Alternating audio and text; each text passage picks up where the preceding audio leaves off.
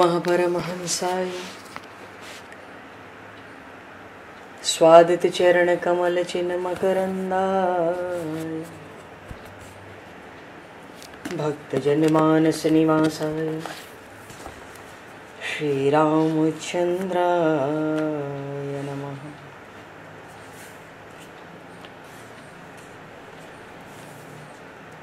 वंदे विदेहतनया पदपुंडरीकम् केशौरसौरभसमाहत योगिचेत्तम् हन्तुं प्रतापमनिशं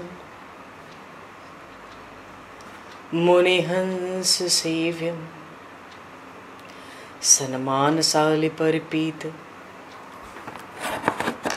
परागपुञ्जम्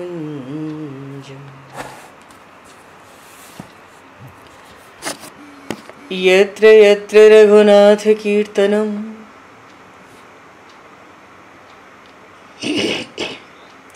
तत्र तत्र कृतमस्तकाञ्जलिं बाष्पवारि परिपूर्णलोचनं मारुतं नमत राक्षसान्तकम् कुन्द इंदुसमदेह उमारमन करुणायन जाहिदीन परनेह करहु कृपा मर्दन मयन।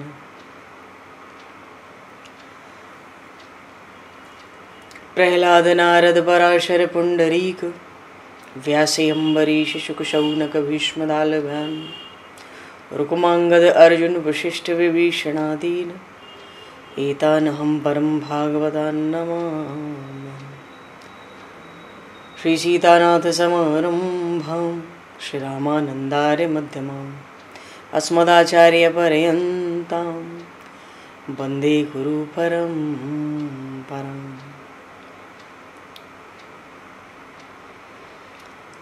वर्णानामर्थसङ्घानां रसानां छन्दसामपि मङ्गलानां च कर्तारो वन्दे वाणी विनायकौ।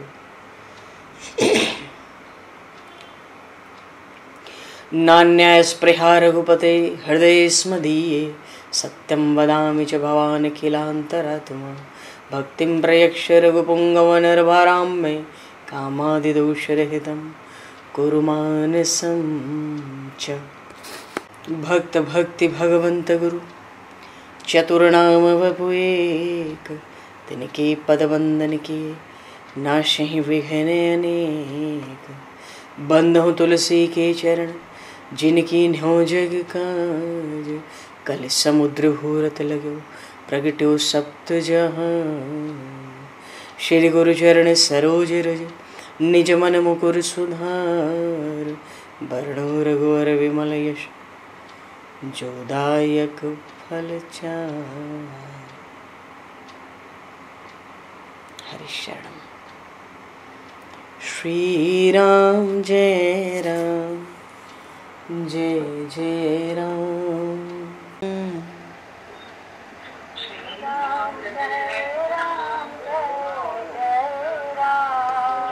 श्री राम जय राम जय जय राम।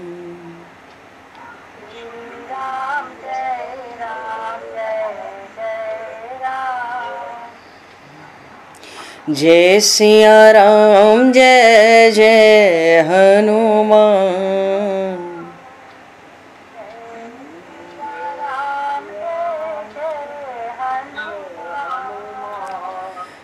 श्री गुरु रामानंद भगवान।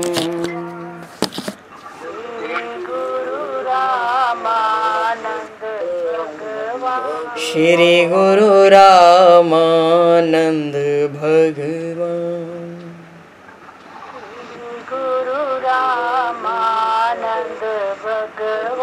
श्री राम जय जय राम। राम जय राम जय जय सिया राम, जय जय सिया राम, जय सिया राम, जय जय सिया राम, जय सिया राम, जय जय सिया राम, जय सिया राम, जय जय सिया राम। बोली सियावर रामचंद्र भगवान की जय। संपूर्ण राम दरबार की जय। श्री अवध मिथिला धाम की जय। श्री बांके बिहारी लाल की जय। 84 कोस ब्रज मंडल धाम की जय। श्री रामचरितमानस जी महाराज की जय। श्रीमन्नाम महाराज की जय। श्री पंडरीनाथ भगवान की जय। कली पावन अवतार गोस्वामी तुलसीदास जी महाराज की जय। सब संतन की जय, सब भक्तन की जय, समस्त वैष्णवन की जय, समस्त पूर्वाचार्य चरणन की जय, समस्त संप्रदाचार्यन की जय। श्री सद्गुरुदेव भगवान की जय। गंगा मैया की जय, जमुना मैया की जय, सरजू मैया की जय, गौ माता की जय, तुलसी माता की जय, पृथ्वी माता की जय, एकादशी महारानी की जय। जय जय श्री सीताराम, जय जय श्री राधेश्याम। नमः पार्वती पते हर हर महादेव। हरि शरणम।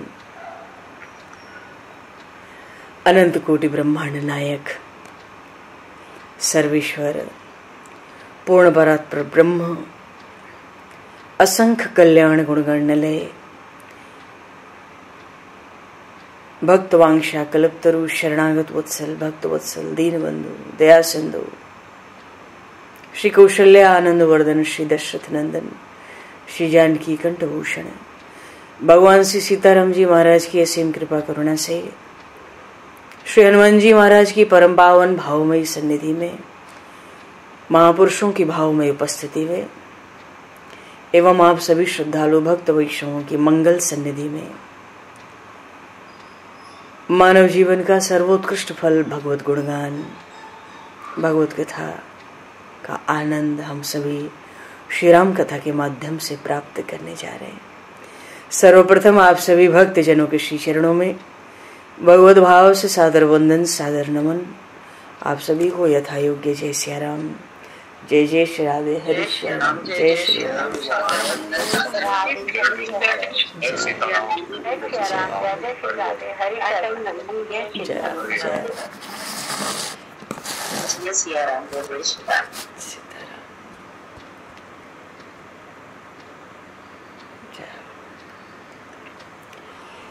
श्री रामचंद्र चरणों मनसा स्मरामि।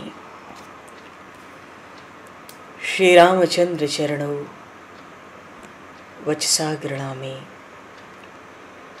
श्री रामचंद्र चरणों सरसा नमामि। श्री रामचंद्र चरणों शरणं प्रपद्ये। माता रामो मत्पिता रामचंद्रः, स्वामी रामो मत्सखा रामचंद्रः, सर्वस्वं मे रामचंद्रो दयालुर, नान्यम जाने नैव जाने न जाने। मंगलम कौशलेन्द्रस्य महनीय गुणालये चक्रवर्ती तनुजाय सार्वभौमाय मंगलम। रामं रामानुजं सीतां भरतं भरतानुजं सुग्रीवं वायुसूनं च प्रणमामि पुनः पुनः। नमोस्तु रामाय सलक्ष्मणाय दिव्यै च तस्मै जनकात्मजाय। भगवान ने पहले उसकी परिक्रमा लगाई दाहिनी ओर होकर, बाएं हाथ से उठाया और ऐसा तीव्र प्रकाश, एक साथ हजारों वज्रपात हो जाएं, उससे भी कह ले तीव्रतम प्रकाश, बड़ा भयंकर, बड़ी भयंकर गड़गड़ाहट की ध्वनि, मानो उस रंगभूमि में सैकड़ों वज्र एक साथ होते हो। इतना प्रचंड शब्द हो नहीं सकता उनका भी। महर्षि विश्वामित्र, याज्ञवल्क्य जी, सदानंद जी, मुनि मंडली, तपस्वी, श्री जनक जी महाराज, श्री लखनलाल जी अपने आसन पर बैठे, बाकी सब आसन से नीचे गिर गए। मानो पूरी मिथिला में भूकंप। जय जय। देखो, पहला उत्सव मनाया देवताओं ने, क्योंकि मिथिला में तो अभी पता ही नहीं पड़ा था ये भयंकर भूकंप है, ये क्या हुआ। लेत चढ़ावत खेचत गाढ़े, काहू न लखा देख सब ठाड़े। देवता तो सावधान होकर विमानों में चढ़कर नगाड़े बजाते हुए चले। मिथिला नगरी में तो आनंद पीछे उमड़ा। आकाश तो जय ध्वनि से, मंगल गान से पहले ही परिपूर्ण हो गया था।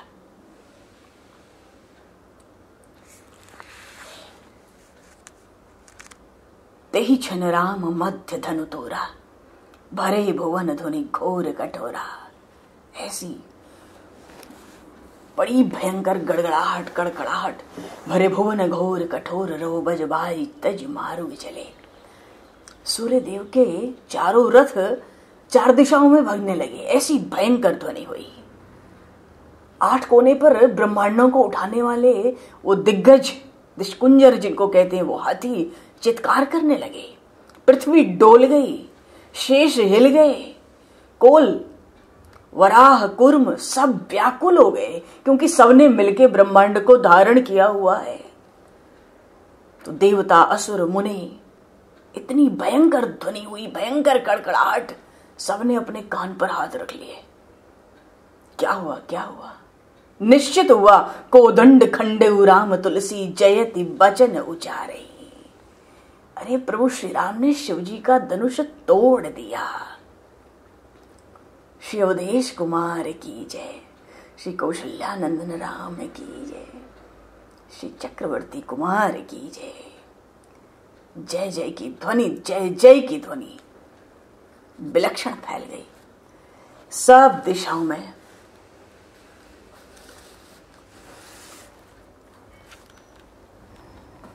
अच्छा,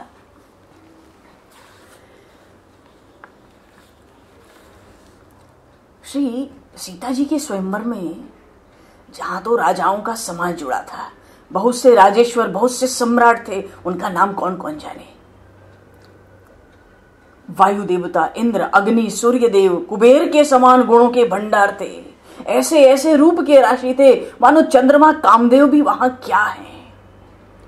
बाणासुर, राक्षस राज रावण जैसे भी सूरवीर। लेकिन उसी राज समाज में उन दशरथ नंदन प्रभु श्री राम ने बड़ी चपलता से उन चंद्रमौली भगवान शंकर का धनुष चढ़ा दिया। तहां दशरथ के समर्थ नाथ तुलसी के, चपरी चढ़ायो चापू चंद्रमाल लाम को। अच्छा, भगवान शिव का ये जो धनुष है, ये काम का दलन और त्रिपुर का नाश करने के लिए बड़ा कठिन बना था। बड़े ब्रह्मांड के बड़े सब कठोर पदार्थों को मंगाकर सार रूप ये धनुष बना था। तो महाराज जनक की सभा में जितने बड़े बड़े राजा आए थे, उन सभी को इस धनुष ने बलहीन कर दिया था। मानो सब पर अपना ही बल चढ़ा रखा। जब कोई इस धनुष को तोड़ने के लिए देखता ना, तो मानो और भारी भारी हो जाया करता था। वज्र से भी ज्यादा कठोर, कछुए की पीठ से भी कड़ा वो धनुष कोई भी तो हिला नहीं सका। किंतु वही धनुष, वही त्रिपुरारी भगवान शिव का धनुष भगवान राम के कर कमल का स्पर्श होते ही मानो टूट गया। मानो भगवान शिव ने उस धनुष को, उस पिनाक को आरंभ से यही पाठ पढ़ाया हो, जब तुम्हें कोई देखे भी तो और भारी से भारी हो जाना। पर राम जी सामने आवे और दृष्टि पड़े तो उनके तो कर कमल के स्पर्श से ही तुम टूक टूक हो जाना। प्रभु दो चाप खंड मही डारे, देख ही लोग सब भय सुखारे। धनुष तो टूटा तब दिखा जब दोनों चाप तोड़ के भगवान ने पृथ्वी पर डाल दिए। अच्छा, जिस समय भगवान श्री राम ने शिव जी का धनुष तोड़ा, उस समय उसका प्रचंड शब्द ब्रह्मांड को पार कर गया। मानो उस शब्द का ऐसा आघात हुआ, सारे पर्वत, पृथ्वी, समुद्र, तालाब, ये पृथ्वी भी, अत्यंत भारी पृथ्वी डगमगा रही है। सर्प तो बहरे हो गए। ये जितने संपूर्ण जो ये चारा आचार्य है ना, या इंद्रादि कह लें, जितने दिक्पाल हैं, लोकपाल हैं, सब व्याकुल हो गए। ये दिग्गज हैं 8 दिशाओं में, ये तो लड़खड़ाने लगे। ऐसा हुआ मानो लंका में रावण मुंह के बल गिरने लगा। लंका में देवताओं के विमान, चंद्रमा और सूर्य आकाश में परस्पर टकराने लगे। भगवान शिव सहित ब्रह्मा जी चौंक पड़े। वराह भगवान, कश्यप भगवान, शेषनाग सब कलमला उठे। पर मिथिला नगरी में जब दो खंड होके चाप दिखाई पड़ा, ऐसा आनंद आया, राम रूप राकेश निहारी, बढ़त बीच पुलकावली भारी। अच्छा, एक बात और है, उस दिन शरद पूर्णिमा की रात भी थी। शरद पूर्णिमा का दिन था। अच्छा, पूर्णिमा होती है तो समंदर में कैसी लहरें उठती हैं। आज उन राम रूप राकेश को देखकर हैं भी श्री रामचंद्र। तो मिथिला नगरी के सब नर नारी मानो लहरों की तरह उछाल मार रहे हैं, उत्साह उत्सव तरंगे उठ रही हैं आनंद की। और फिर क्या, अब तो मिथिला में आकाश में तो बाजे नव गगहे निशाना, देव बधू नाचें करे गाना। देवताओं की कन्याएं वधुएं नृत्य कर रही हैं, अब सराय नहीं पहले। अब भैया रंभा और वशी और मेनका तो नृत्य करे समझ में आता है, पर सची जी कब नृत्य करती हैं, ये बात तो कभी सुनने में आई नहीं। स्वर्ग की महारानी है, देव बधू नाचें करे गाना, गीत गा गा कर देवताओं की वधुएं, उनकी कन्याएं नृत्य कर रही हैं। ब्रह्मादिक सुर सिद्ध मुनीसा, प्रभु संसहि देहि असीसा। खूब पुष्पों की बरसात हो रही है, प्रभु को सब आशीर्वाद दे रहे हैं। और रही भुवन भरी जय जय बानी, धनुष भंग धुनि जात न जानी। अब तो मिथिला में ऐसा उत्साह भरा, देखो सब तो बिल्कुल चित्र लिखित हो गए थे, मानो चित्र के खिंचे हुए हों, बिल्कुल निष्प्राण हो गए हो धनुष टूटने से पहले। आज तो बड़े आनंद में भर भर के एक दूसरे से सब स्त्री पुरुष आपस में कहते हैं, भंजेउ राम शंभु धनुभारी, भंजेउ राम शंभु धनुभारी। अरे राम जी ने धनुष तोड़ दिया। अब तो लोग निछावर कर रहे हैं, तरह तरह से आनंद मना रहे हैं, कर ही निछावर लोग सब, हाय गय धन मन चीर। तो खूब न्यौछावर कर रहे हैं। अब तो सौभाग्यवती जो स्त्रियां हैं वो तो स्वर्ण की थाल में दूध दही रोली भर भर के आरती सजाती हैं, गाती हुई चलती हैं। नगर में मनोहर नगाड़े बज रहे हैं, आकाश में दुंदुभियां बज रही हैं, देवांगनाएं विमानों पर चढ़ चढ़ कर गा गा कर नृत्य कर रही हैं। मानो तीनों लोकों में जय जयकार छा गई, जय जयकार छा गई।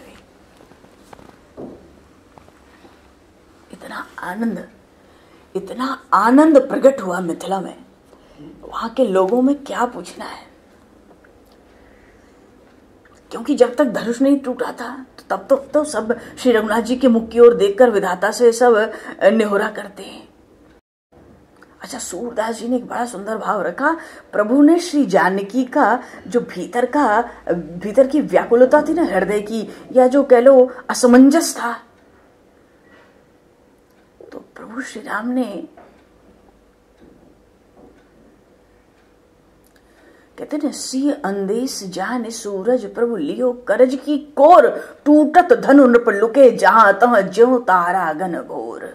सूरदास जी महाराज भाव देते हैं कि जानकी जी के हृदय की व्याकुलता देख करके हाथ के नख की नोक पर भगवान ने धनुष उठा लिया था। बोलिए शिवदेश कुमार की जय, श्री कौशल्यानंदन श्री राम की जय।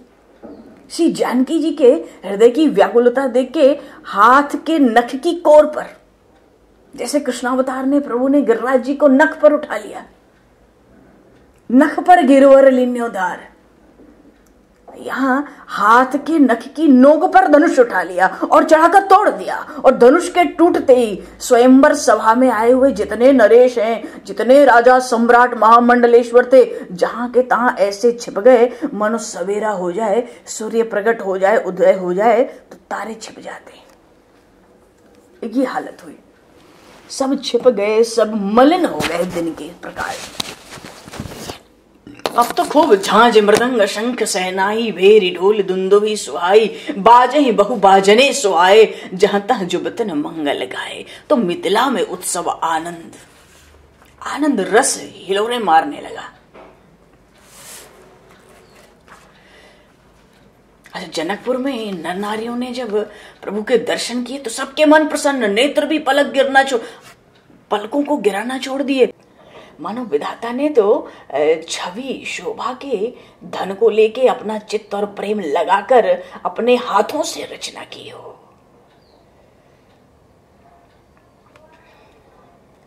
ये प्रभु तो देखो दीन बंधु हैं, सब दीन हो गए थे। धनुष टूटने से पहले सब दीन हो गए थे। दीन बंधु हैं, कृपा सागर है, शील के समुद्र हैं।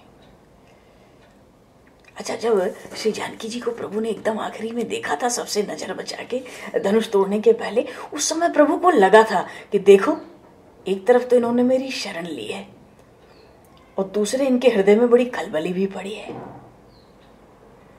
ये भाव आते ही भगवान ने धनुष को दाहिना करके प्रदक्षिणा उसी समय कर दी। मानो प्रदक्षिणा करते ही वो धनुष सहम गया था, अत्यंत लघु हो गया था, अत्यंत छोटा। और जब भगवान ने धनुष की परिक्रमा की और देखा था ना, वो प्रभाव देवताओं ने देखा, तभी देवता प्रसन्न हो गए थे। तभी से बार बार फूलों की वर्षा करने लगे। मिथिला नगरी का वो प्रांगण पुष्पों की वर्षा से भर चुका था। प्रभु ने जिस तरह से धनुष को देखा, देवता तो प्रभाव तभी समझ गए, सब शगुन प्रकट हुए। पर ये है कि धनुष को चढ़ाते, तानते, तोड़ते भगवान को कोई देख नहीं सका। काहू न लखा देखो सब ठाड़े। हाँ, जब उसकी ध्वनि हुई, भयंकर कड़कड़ाहट, भगवान शिव की समाधि टूट गई। पीछे ध्वनि सुन के समाधि टूट गई। अच्छा देखो, भक्तों के ये जो भगवान के जो मनोहर चरित्र हैं, इनको सुनकर भक्तों को तो बड़ा आनंद होता है। भगवान के चरित्रों का रस ही कलयुग में सार बात है। भगवान के चरित्रों को, उनके लीला चरित्रों को, कथाओं को सुनना। भक्ति के 64 अंगों में श्री रूप गोस्वामी पाद जी ने कहा, कथा से बढ़ के कुछ नहीं है। वो कहते नाम भी नहीं है। क्यों? नाम में तेरे रस आएगा ही नहीं जब तक तू कथा नहीं सुनेगा, जब तक तू प्रभु के चरित्र नहीं सुनेगा, उनके गुणों को नहीं सुनेगा, उनके सौंदर्य को नहीं सुनेगा, उनके प्रभाव, उनकी महिमा को नहीं जानेगा, तो जन्म भर नाम ले, नाम में रस आएगा नहीं। नियम करता रहे भाई। रस कथा से तो भगवान के गुणों से, भगवान के गुणों को, गुणों की महिमा, नाम की महिमा सुनते सुनते भगवान में जीव का था प्रेम हो जाता है। तो भगवान श्री रघुनाथ जी ने भगवान शिव का धनुष तोड़ दिया। जितने ऋषि मुनि सब को पुलकावली छा गई, नगर में आनंद छा गया। मनो जितने राजा बैठे थे राज समाज में, सबको बिना नाक का कर दिया, माने अपमानित कर दिया, सबका दुख बढ़ गया। और वो धनुष तो प्रभु के हाथ का स्पर्श होते ही टूट गया। मानो महादेव जी ने उसको ऐसा ही पहले से पढ़ा रखा था। धनुष के टूटते ही जनक जी महाराज तो मन में प्रसन्न रह गए। बड़े सुंदर सुंदर बदावे बजने लगे, मंगल गान तरह तरह के आरंभ हो गए। उस समय तो राजा रानी और रंक दरिद्र कौन होगा? जहां धरानंदनी का प्रागट्य हो वहां दरिद्र हो ही कौन सकता है। मानो सबको एक समान आनंद हुआ। देवता और स्वर्ग के जो अधिपति इंद्र है ना, वो भी दुंदुभी बजा रहे, आनंद से गा रहे हैं। ऐसा अवसर नहीं आया कि इंद्र नगाड़ा बजा रहे हो और सची नाच रही हो, फूलों की वर्षा कर करके नाचते हैं। तो सूर्योदय के समय जैसे चंद्रमा मलिन जान पड़ता है, सब राजा मलिन हो गए एकदम। कुछ उसमें निकम्मे राजा थे। एक बात है, चलो उत्सव तो होने लगा। सखिन सहित हर्षी अति रानी, सूखत धान परा जनु पानी। जो धान की खेती होती है वो जल के बिना नहीं होती है। पहले भी जल चाहिए, फसल में बुआई में भी जल चाहिए, काटने के पहले भी जल चाहिए। इसलिए जो धान की फसल है, खेती, वो प्रायः वर्षा ऋतु में ही होती है, सावन भादो, जम के साल भर का धान, चावल की पैदावार। तो कहते हैं सखिन सहित हरसीत अति रानी। अब महारानी सुनैना बड़ी गदगद हुई है, उनके सुख का कोई आर पार नहीं मालूम पड़ता है। मानो सूखत धान जना जरा पराजनु पानी। धान तो सूख रहा था खेत में, और ऐसे समय तो जल की बरसात है गई। और जनक जी महाराज ऐसा सुख पाए, ऐसा सुख पाए कि सब शोक, सब चिंता, सब तपिश बह गई। मानो समंदर में तैर रहे थे, अपनी प्रतिज्ञा रूपी समंदर में, पर तैरते तैरते आज थाह मिल गई, अब और नहीं तैरना है, पार हो गए। और सीय सुख ही बर नहीं की भांति, जनु चातकी पाई जल स्वाति। उन श्री धरानंदिनी भूमिजा कन्या श्री जानकी जी के सुख का कोई क्या वर्णन कर सकता है। और राम जी ने, सबने तो राम जी को देखा, पर राम जी ने किसको देखा? राम ही लखन बिलोकत कैसे, सस ही चकोर किशोर के जैसे। जैसे चंद्रमा चकोर को देखे, ऐसा जल्दी होता नहीं है, चकोर ही चंद्रमा को देखता है। पर क्या काव्य रचना है गोस्वामी जी की श्री रामचरितमानस में। सस ही चकोर किशोर को जैसे, जैसे चंद्रमा चकोर को देखे, एकदम मनो वात्सल्य से परिपूर्ण हृदय राम ही लखन बिलोकत कैसे। राम जी लखन लाल को देखते हैं। अब शतानंद जी ने आज्ञा दी। देखो प्रसंग आया बड़ा सुंदर। शतानंद जी ने आज्ञा दी। क्या आज्ञा दी? असल में जब भगवान ने धनुष तोड़ा तो धनुर्भंग की तो जो घोर भयंकर ध्वनि थी, 2 क्षण को तो सब मनुष्य स्तब्ध और चकित रह गए। एक ही क्षण में प्रभु ने सब कर डाला, दूसरा क्षण लिया ही नहीं, एक ही क्षण में सब चकित थे। आकाश जयनाद से गूंज रहा था, देवताओं के हाथों से सुमनों की वृष्टि हो रही थी, जय घोष हो रहा था, उनके तरह तरह के नगाड़े दुंदुबी वाद्य बजाए जा रहे थे। तो जब वो गड़गड़ाहट, वो नगाड़े बजे जब आकाश में, तो उसकी प्रतिक्रिया में मिथिला में नगाड़े बजे। तब तक तो पता ही नहीं पड़ी थी ना। भेरी शंख दुंदुबी श्रृंग करतल ध्वनि सब गूंजने लगी, और पूरी रंगभूमि पुष्पों की बरसात से मानो भरी पड़ी है। तो सबसे पहले इस पूरे राज समाज के जितने सभा में विराजमान थे, सबसे पहले ये पुरोहित जी है ना, मुनि शतानंद जी सावधान हुए। शतानंद जी ये कुल पुरोहित हैं, उठे और लगभग दौड़ते हुए प्रभु श्री राम के पास पहुंचे। उनको हृदय से लगा लिया। वत्स रामभद्र, तुम महाराज जनक को, मुझे, मिथिला को तुमने कृतार्थ कर दिया। अब कृपा करके तुम कुछ क्षण यहीं प्रतीक्षा करो। यही प्रभु तो मर्यादा पुरुषोत्तम में कुछ बोल नहीं सके। तो प्रभु ने धनुष के दोनों खंड मंजूषा से बाहर पृथ्वी पर फेंक दिए थे। प्रभु श्री राम ने शतानंद जी की ओर देखा कि भाई अब उनको यहां क्यों खड़ा रहना है। पर मिथिला के वो राजपुरोहित तो दौड़ ही जा रहे थे, उस ओर दौड़ रहे थे जहां महिलाओं के बैठने की व्यवस्था थी। और प्रभु श्री राम मस्तक झुकाए खड़े रहे। क्यों? अब तो अकेले खड़े हैं ना, अपने गुरुजी भाई भी दूर है, मुनि मंडली भी दूर है, हम तो धनुष पे खड़े, ये खड़ा कर गए, तो अब आज्ञा पालन के अलावा तो कोई उपाय है नहीं। इतनी जयनाद हो रही है, ऐसी भयंकर भयंकर सुंदर सुंदर नगाड़े बज रहे हैं, ऐसी ध्वनि प्रकट हो रही है, कोई किसी की बात कह सुन थोड़ी रहा है। अच्छा, पुष्पों की जो वर्षा है वो रुकी नहीं है, वो विराम थोड़ी हुआ है, बरसात तो आकाश से पुष्पों की हो ही रही है। तो शतानंद जी ने अपने हाथों के इशारों से सबको रोक दिया।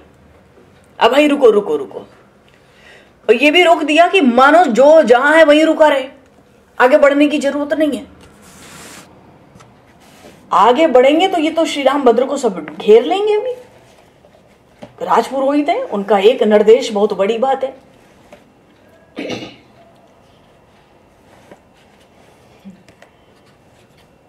यो लोक वीर रस में तो धनुर रस मुग्नम सीता स्वयंवर गृहे त्रिशतोपनीतम आदाय बाल गजलील इवेक्षु यष्टम सज्जो कृतम नृप विकृष्ण विभंज मध्य।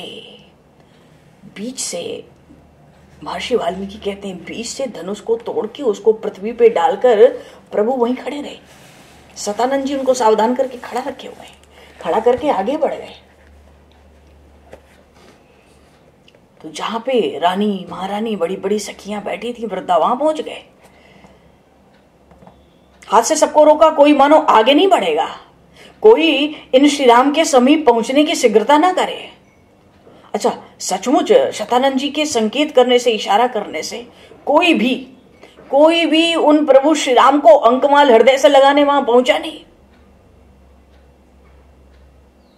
बल्कि स्वयं प्रभु श्री राम महर्षि विश्वामित्र के चरणों में प्रणाम करने पहुंचने को भीतर से बड़े उत्सुक हैं। तो वहां जाके शतानंद जी क्या कहते हैं महारानी सुनैना से, महारानी राजनंदिनी को जयमाल लेके शीघ्र भेजो। अच्छा, शतानंद जी ने सबको सावधान न किया होता तो अपार आनंद के आवेग में या आवेश में ये जो बड़ा आवश्यक कर्तव्य था जयमाल वाला, ये महारानी सुनैना को तो न जाने कब याद आता। ऐसी भयंकर ध्वनि, ऐसा जयनाद, सबका ध्यान उधर लग गया। अच्छा, वो जो जयमाल है ज्योतिर्मय रत्नों से निर्मित है। अच्छा, प्रायः जो जयमाल होता है तो शास्त्र की बात तो यह है कि वो कमल के ही पुष्प का होना चाहिए, क्योंकि हृदय एक कमल है। हृदय तो कमल के स्वरूप में जहां प्रभु का आसन है, प्रभु को वो जयमाल भेंट करनी होती है। मनो श्री जानकी जी अपने हृदय को ही कमल के पुष्पों की भांति हृदय कमल को ही भेंट करें। पर वो जो जयमाल है वो तो ज्योतिर्मय रत्नों से बनी हुई है, और अभी तो बननी नहीं है कोई जयमाल। क्यों? अरे वो तो तभी बनवाई गई थी जब महाराज ने धनुष भंग होने के साथ अपने पुत्री के परिणय का संबंध प्रतिज्ञा जोड़ दी थी, तभी से वो जयमाल बन गई थी मिथिला में। महारानी तो उसको बहुत बार साथ रखती थी। अब कोई धनुष उठाने आवे तो वो पेटिका महारानी के साथ सखियां जयमाल वाली ले आती थी, जैसे कोई आवश्यक सामग्री थी। और फिर इस बार तो बहुत समय के बाद वो पेटिका रंगस्थल में, रंगभूमि में लाई गई थी।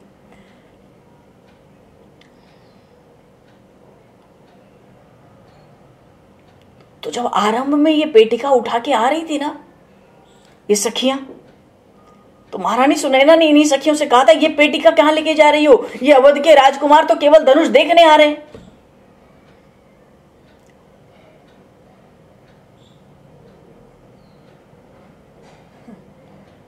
अरे बड़े बड़े प्रसंग थे इस पेटिका के पीछे भी। चलो,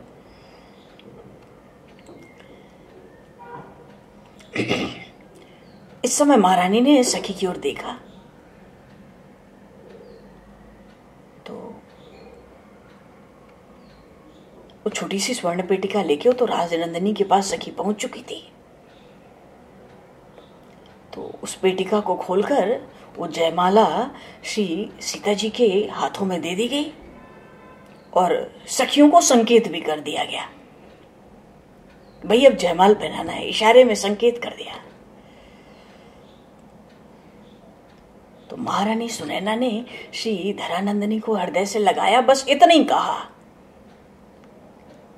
आवश्यक कर्तव्य है ये। अब तो सखियों से घिरी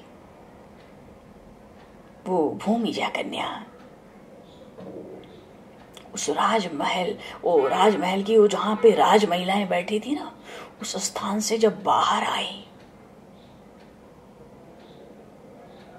जो कोलाहल था ना धनुष भंग का अभी तक, वो जो नगाड़े, नृत्य, पुष्पों की वर्षा, वो धनुर्भंग की वो ध्वनि विलक्षण, जैसे ही ये जनक तनया बाहर आई सखियों के साथ, सारा कोलाहल शांत, ऐसा सौंदर्य प्रकट हुआ उसमें, न कोई ध्वनि, न कोई नगाड़े, न पुष्पों की वर्षा, मानो सब अपलक होके उन श्री जनक नंदिनी का दर्शन करने लगे। बिल्कुल शांत राज समाज, जयघोष रुक गया।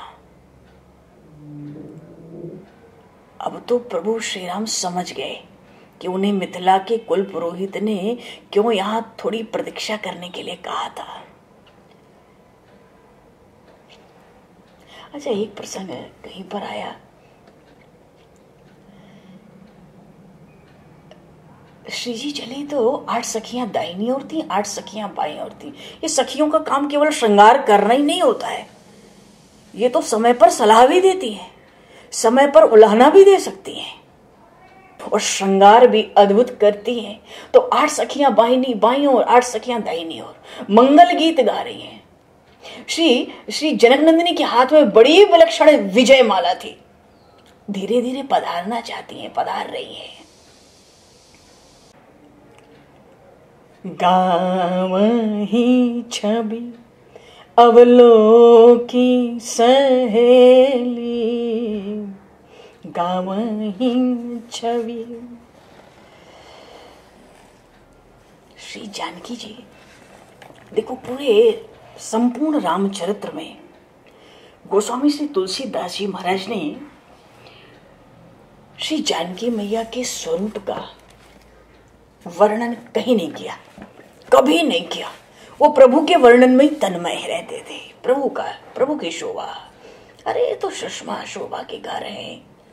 पर आज जब वो राज समाज में उतर रही हैं, आ रही हैं, तो यहां तो सौंदर्य का वर्णन करना ही पड़ेगा। श्रृंगार का वर्णन नहीं, ये तो सौंदर्य का वर्णन है। श्री शोभा देखो, बड़ी चतुर सखियां हैं जो साथ में रहती है ना, जो लेके चलती हैं, बड़ी चतुर हैं, इनके ऊपर बड़ी जिम्मेदारी होती है, इनके बहुत तरह के काम है। सी शोभा नहीं जाए बखानी, जगदम्बिका रूप गुण खानी। श्री जनक नंदिनी की शोभा का कोई वर्णन ही क्या कर सकता है, वाणी से कोई वर्णन कर नहीं सकता, उसके बस की बात नहीं है। जो वाणी से वर्णन करे वो कवि कहां बचे, वो तो कुकवि हो जाएगा। क्योंकि जितने रूप हैं अनंत ब्रह्मांड में और जितने गुण हैं सब इन्हीं से प्रकट हुए हैं। बोलिए श्री जनक नंदिनी की जय। जितने रूप अनंत ब्रह्मांड में और जितने गुण, अब उपमा कैसे दें? सौंदर्य भी वर्णन करना है तो वर्णन करने के लिए किसी का आश्रय तो लेना है, सहारा तो लेना है। कोई मुखारविंद बड़ा सुंदर देखा, कमल के, अरे चंद्रमा के समान मुख है, कमल के समान मुख है। अरे जितनी भी उपमाएं हैं सब बड़ी छोटी मालूम पड़ती हैं। और ये जो छोटी छोटी उपमाएं हैं ना, चंद्रमा के समान मुख है तो कमल के समान मुख है। जो छवि सुधा पयो निधि होई, परम रूपमय कच्छप सोई। शोभा रजु मंदरु श्रृंगारु, मथे पानी पंकज निज मारू। ए विधि उपजय लक्ष्य जब, सुंदरता सुख मूल। तदपि सकोच समेत कवि, कहिए सिय समतुल। ऐसी विलक्षण शोभा और ऐसी उपमा और ऐसी विलक्षण में विलक्षण उपमा देकर भी कहते हैं कि ऐसे अगर श्री सियाजू प्रकट हों, लक्ष्मी जी सियाजू का रूप धारें, ऐसे विलक्षण रीति से प्रकट हों, तब भी कहिए रमा समकी में वैदे। बड़े संकोच में आके कवि लोग उन लक्ष्मी की उपमा उन वैदेही को देंगे। देखो, ये वैदेही तो देहा अभिमान से रहित जीवन मुक्त की कन्या है ना, और ये सब देहाभिमानियों की कन्या है। हाँ, गिरिराज हो चाहे दक्ष प्रजापति हो, सब देहाभिमानी थे। तो ब्रह्मा जी देहाभिमानी है, तभी तो आना पड़ता है पुण्य समाप्त होने पर। ब्रह्मा जी को भी यही आना पड़ता है, और वो कामदेव, सब देहाभिमानी है। तो ये देहाभिमानियों के घर के किसी व्यक्ति की उपमा उन जीवन मुक्त की कन्या, उन वैदेही से वैसे भी कैसे दी जा सकती है? कोई कल्पना नहीं है। प्रसंग बड़ा सुंदर है और ये उपमा बड़ी विलक्षण है। थोड़ा समय को दृष्टिगत करते हुए आज यहीं पर इसी विषय पे इस प्रसंग को आगे जैसा प्रभु चाहेंगे प्रेरणा से। बोलिए श्री राम राजा सरकार की जय, सियावर रामचंद्र भगवान की जय। पावन परम पुनीता भजो रे मन, श्री राम सीता पावन। खूब प्रेम से बोलो, कल जयमाल होगी। पावन परम पुनीता भजो रे मन, श्री राम सीता।